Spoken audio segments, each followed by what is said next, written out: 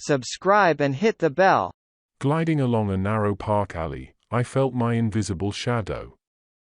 In the world, there are numerous ways to blend into a crowd, but my unique gift was to remain invisible, even in the center of attention. I was a professional serial killer, and my work was my calling. At that moment, I was working on my 12th victim.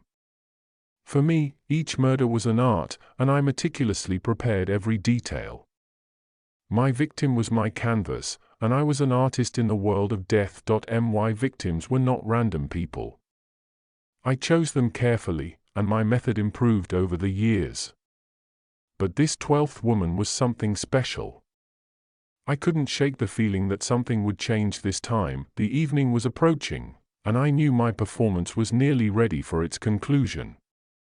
I could feel adrenaline coursing through my veins, and this feeling was more exhilarating than any other drug.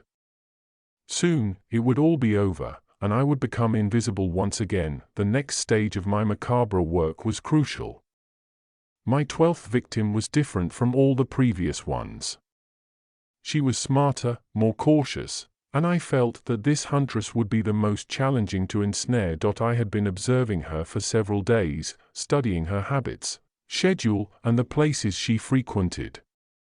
She was meticulous and overly cautious, as if she sensed that someone was hunting her. That night, I decided to challenge her. She was meeting friends at one of the local bars, and I noticed that she always left last.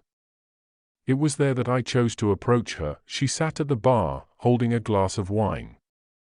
When I approached, she instantly sensed my presence. Her eyes met mine, and I saw genuine interest and something more in them. "Do you often get this close to strangers?" she asked, maintaining her composure. I smiled and nodded, feeling the balance of power shifting out of my control.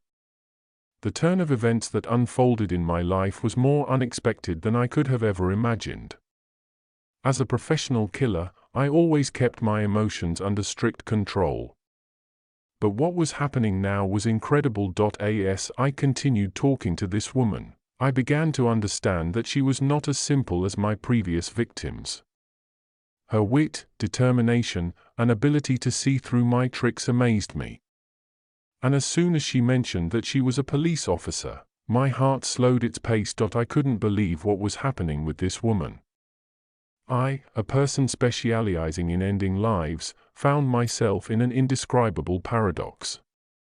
The feelings I began to experience for her were like a lightning bolt in clear skies. I didn't know how to handle this. We spent several more hours in the bar, sharing stories and laughter. The longer we talked, the stronger my inner struggle became. I didn't want to kill her, but it was my job, my mission. That's how this unusual evening ended, and when I returned home, I was filled with doubt and fear about what would happen next. Thank you so much for listening to this story, guys. Check out our other videos.